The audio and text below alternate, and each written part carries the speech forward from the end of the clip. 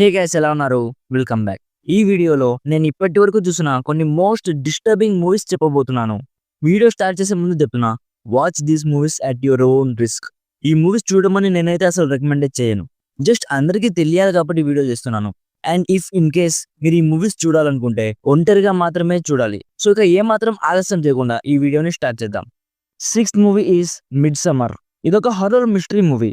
Amazon Prime లో stream అవుతుంది. Run time 2.5 hours ఉంటుంది. సినిమా అంతా ఒక ఎత్తు అయితే ఆ క్లైమాక్స్ అయితే ఫ్యూజులు ఎగిరిపోతాయి మామ.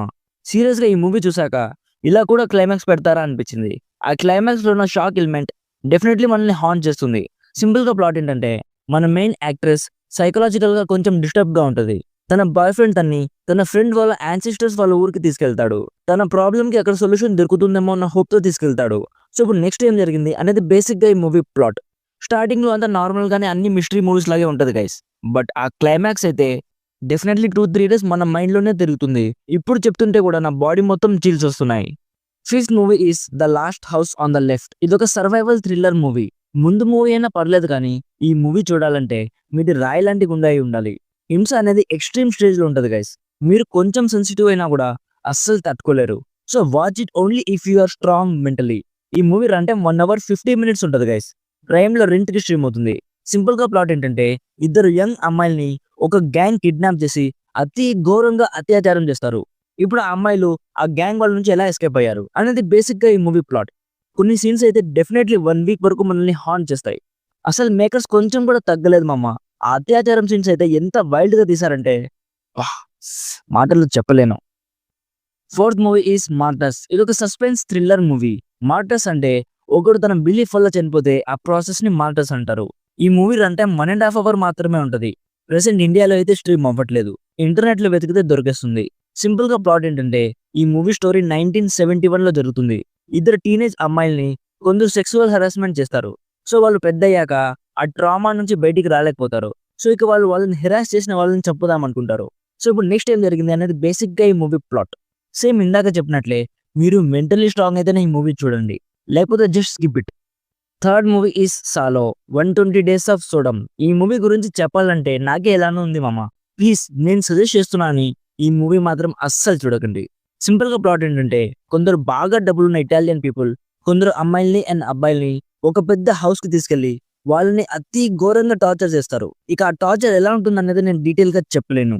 నిజం చెప్తున్నా మామ, నేను చాలా స్ట్రాంగ్ అనుకున్నాను. ఈ మూవీ చూసాక 1 or 2 degrees హై ఫీవర్ వచ్చింది.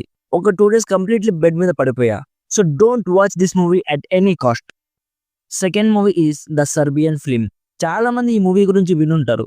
One of the most depressing and disturbing movie guys. Plot ఏంటంటే, ఒక వైఫ్, హస్బెండ్ అండ్ వాళ్ళకి ఒక కొడుకు ఉంటారు. ఆ హస్బెండ్ ఒక పాన్ స్టార్. తను యాక్ట్ చేసిన మూవీ సీడీలు ఒకసారి అనుకోకుండా ఇంటికి తీసుకెళ్తాడు. ఇంటికి తీసుకెళ్తే వాళ్ళ కొడుకు ఆ సీడీలు చూస్తాడు. ఆ హస్బెండ్ తర్వాత అలాంటి మూవీస్ లో యాక్ట్ చేయడం ఆపేస్తాడు. ఇంట్లో ఖాళీగా ఉంటూ ఉంటాడు.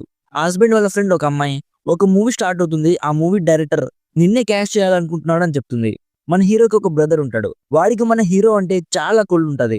మన హీరోకి వాడికన్నా స్టామినా చాలా ఎక్కువ ఉంటదని, అండ్ ఒక అందమైన వైఫ్ ఉందని, ఒక ఫ్యామిలీ ఉందని, అలాంటి మన హీరో మీద చాలా కూల్ ఉంటది. సో ఇప్పుడు వాడు మన హీరోని ఏం చేశాడు, నెక్స్ట్ ఏం జరిగింది అనేది బేసిక్ గా ఈ మూవీ ప్లాట్. ఇలాంటి మూవీ చూసి నేనే కాదు ఎవ్వరు కూడా తట్టుకోలేరు. So please don't watch this movie at any cost. నేను యూట్యూబ్ గైడ్ లైన్స్ వల్ల స్టోరీ ఇంకా డీటెయిల్ గా చెప్పలేకపోతున్నాను. ఫస్ట్ మూవీ చెప్పే ముందు, ఇలాంటి డిస్టర్బింగ్ మూవీస్ ఇంకా చాలా ఉన్నాయి గైస్.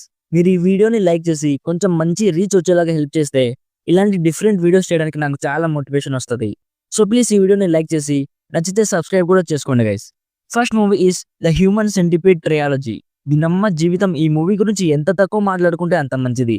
ప్లాట్ ఏంటంటే, ఒక ముగ్గురిని ఒక పిచ్చి సైంటిస్ట్ తన ఇంటికి తీసుకెళ్లి ఒక పాములాగా ముగ్గురిని జాయిన్ చేస్తాడు. అదేలా అనేది మీరు ఇమేజ్ లో చూడండి. అలా ఈ ట్రయాలజీలో ముగ్గురు పిచ్చి సైంటిస్ట్ స్టోరీ చూపిస్తారు.